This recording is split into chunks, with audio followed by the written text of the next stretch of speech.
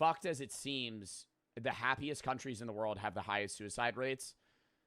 Not because their country is bad, but because people that are in shitty situations will a lot of the time view people that are happy. I need a restart. That is not because those countries aren't inherently doing anything wrong, in my opinion, but more because as somebody with depression living around people that are all happy, your life is going to seem even worse. You're going to dwell on it even more.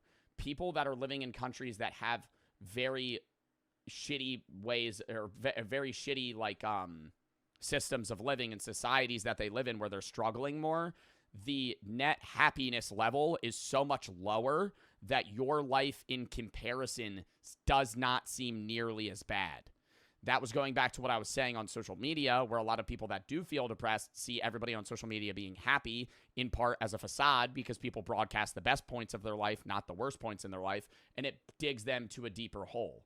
I don't think that's just because technology and the daily 9 to 5 that you have to do is the sole reason that depression's on the rise. I think that plays a part, but I think a bigger part that is played is how people perceive their own happiness on a scale of others as well, and the own individual consciousness tasks that they have to deal with. Life is more stressful in modern society because you have more and more that you have to do. When you lived, way back when, in BC times, before society, your only tasks for the day were getting food, finding shelter, making fire, cooking, eating, and sleeping, right? You just needed to have those capabilities on set.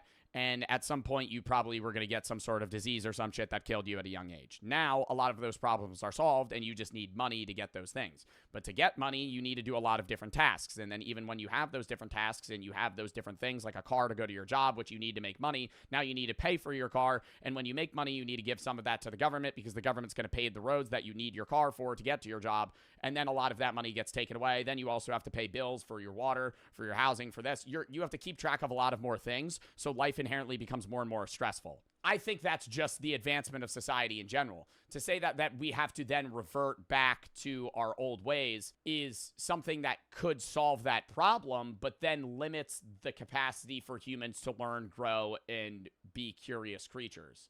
That would halt our curiosity. That would limit us as a species to just living off the land and not being able to solve a lot of the philosophical questions or philosophy that Ted Kaczynski's talking about that we even have. We're never going to be able to understand more things if we don't advance as a species, because the more technologically advanced we get, the more we are able to understand the world around us.